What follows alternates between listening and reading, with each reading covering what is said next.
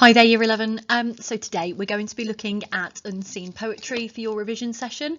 I actually really like looking at unseen poetry because I think it's the question really that you don't have to be remembering stuff that we taught you over the last 2 years. This really is your opportunity to trust yourself and to engage with a text that you've not seen before. So some reasons why people don't like this one though is because it comes at the end of a long exam. This is your section C of literature paper 2. So you've already spent an hour and a half answering other questions, and you've then got 45 minutes to spend on this unseen poetry section. It consists of 2 questions, and in today's video, we're going to be looking at how you go about answering those questions.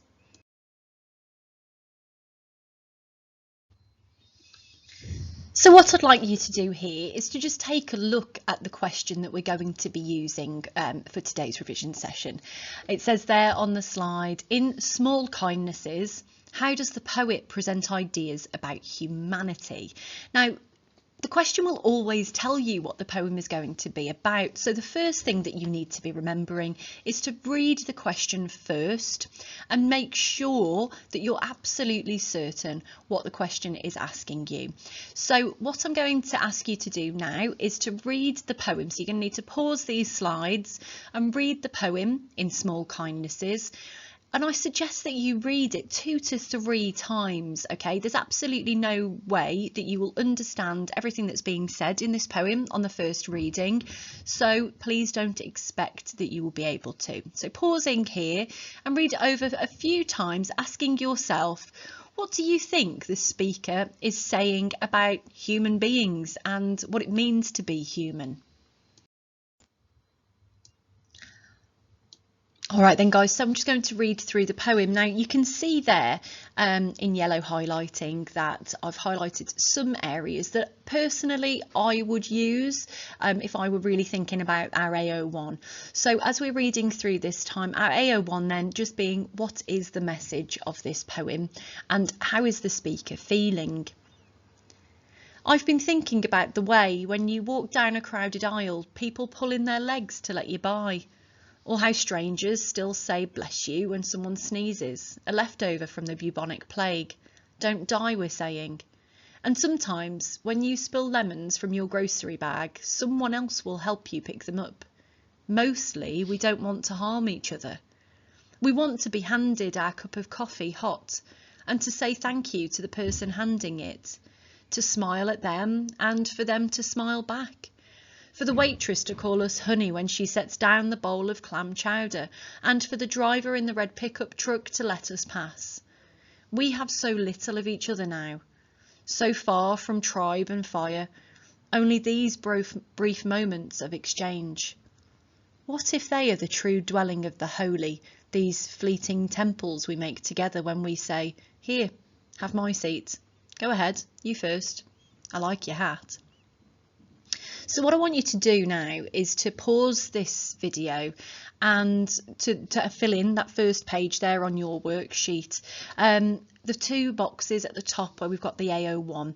So I want you to really consider, what is the message of the poem? What do we think this poet is trying to say to people, to her readers?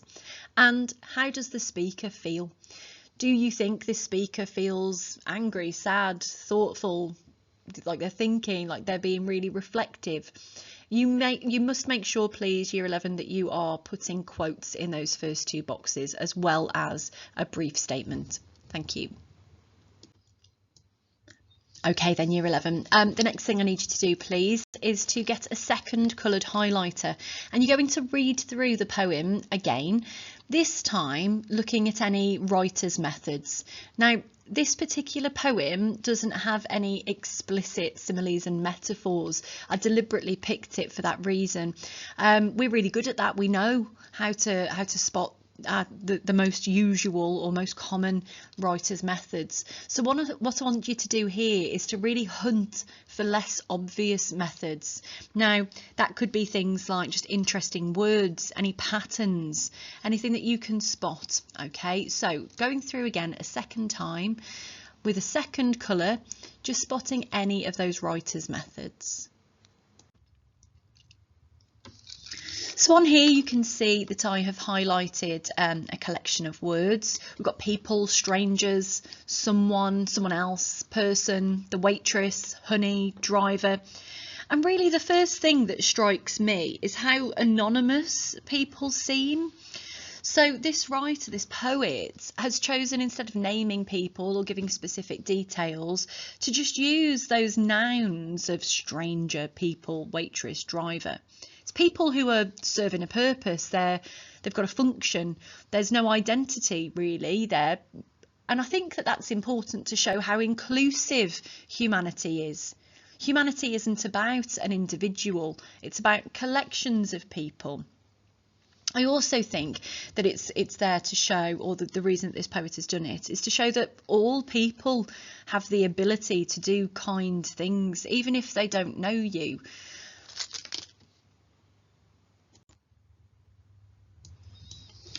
Here you can see that I've really highlighted those plural pronouns of we and us. And the reason that I think that this is important is because this poet is showing us how united people are, that all people are joined together. It's a collective and shared experience going through life, and that really people should see each other in that way. They should see each other as though they're united, as though they're together, as though they're experiencing things as a group, as a collection of people. And here down the bottom of this poem, then, I think this is where the poet is really trying to summarise their message. So far from tribe and fire. I really like this line. I think if we really zoom in there on that word fire, we've got the idea of warmth and togetherness, and the idea that people join around a fire, but as she's saying, so far from it. We've got that noun of tribe as well there, this sense of belonging that is ancient. People used to go around in their tribes all protecting each other. And I think that really this line is saying that that doesn't happen anymore, that society almost seems to have lost its connection, lost its warmth, lost its bond between one another. What you're now going to do, Year 11, is to fill in the AO2 boxes, please, on that sheet. So you're going to need to pick up on 2 quotes that each use a method. You're going to need to name, so you're going to need to make sure that you're using technical terminology, provide the quote and some brief notes there. Okay, so what methods can we spot and what is the specific effect of those?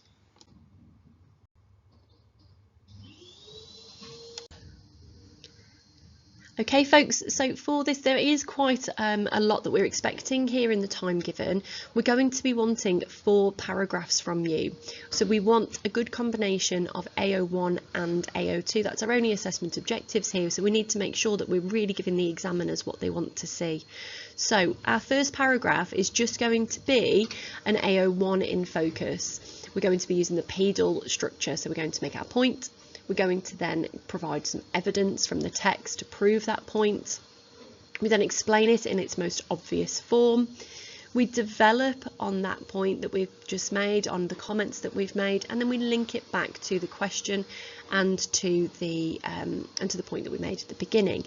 Now, we then move on to our AO2 and our SLEALs. So we make our statement, we label the method, we give our evidence, we explain it in its most obvious form, and we give all of our analysis. It's a really beautiful place to show off there with that analysis, giving us lots of zooming in and talking about the different connotations of the different words.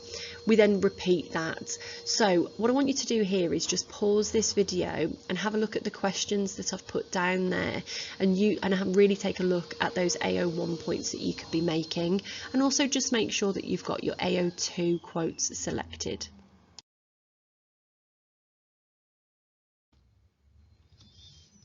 So once you've dealt with the first unseen poem, there is then an 8-mark response. Okay, your very last question on this exam, it's an 8-mark comparison question, and it's only asking you to deal with the writer's methods. It's entirely AO2.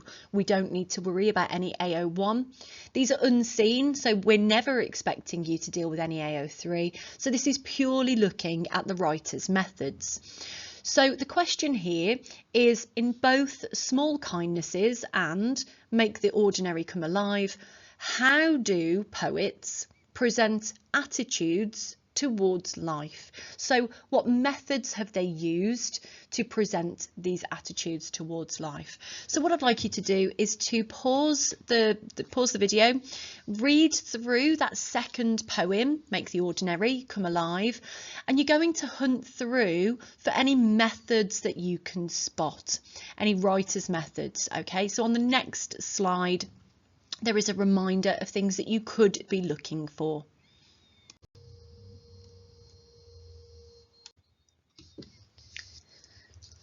Make the ordinary come alive. Do not ask your children to strive for extraordinary lives. Such striving may seem admirable, but it's a way of foolishness. Help them instead to find the wonder and the marvel of an ordinary life. Show them the joy of tasting tomatoes, apples and pears. Show them how to cry when pets and people die. Show them the infinite pleasure in the touch of a hand. And make the ordinary come alive for them. The extraordinary will take care of itself. So if we're looking at this with AO2 in mind, there are several things that stand out for me. I really like this cyclical structure in that we've got extraordinary at the beginning, there line 2, and in the very last line of the poem. And the reason I like this is because it's almost as though the extraordinary is surrounding the ordinary. It engulfs the ordinary. And that really, if we focus at the core of having an ordinary life, of making sure that we understand and appreciate and have gratitude for the things that are lovely in life, that are ordinary, then the extraordinary is there on the periphery, it's there on the outside, just like it's there on either side of the poem. So that's the first thing that I personally like there. I also really like there on lines 3 and line 4, the juxtaposition of admirable and foolishness. So such striving may seem admirable, but it is a way of foolishness. That juxtaposition there of something being admirable but being foolish, I think is really nice because it shows confusion. And I think it's suggesting that there is a confused focus within humanity, that people seem to think that one thing is important, where really, according to this poet, other things are important. The ordinary, the mundane, the everyday is important. And the other thing that I would be picking up on here is that repetition of show them, that anaphora, show them, show them, show them, that anaphora there, that repetition. Now, it's also this imperative command, show them. So the reader is being told what to do, can't be ignored. If we also look, show them joy, show them how to cry, show them infinite pleasure. It's about encouraging children to experience emotion and to prioritise that rather than any materialistic or unattainable goals. And I really like that message that's being delivered there. I think the method that's been used as well, that anaphora, that command, is really significant, and it means that the reader can't escape, just cannot escape what's being told to them. So here then, Year 11, I'm going to need you please to fill in your AO2 boxes on the second worksheet that you have. Now, the key determiner for this question, the key thing that you get marked on, is your quality of comparison. If you can spot any AO2 methods that are similar or that are different, perhaps you can spot a similarity in the structure. Perhaps there are similarities in the language that's been used. That is going to be the most powerful thing here. So really spend some time taking a look over both of these poems. And when you have spent some time really looking at them, we just need some writer's methods that are similar or similar differences noted down in those boxes, please.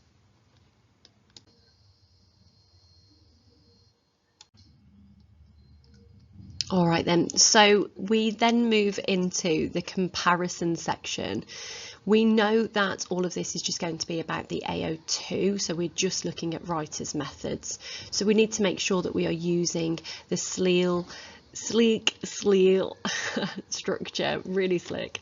So we're making a statement, we're labelling the method that's been used. We then give the quotation and we explain it in our most obvious form. Then we move on. This is where we show off, we give our analysis.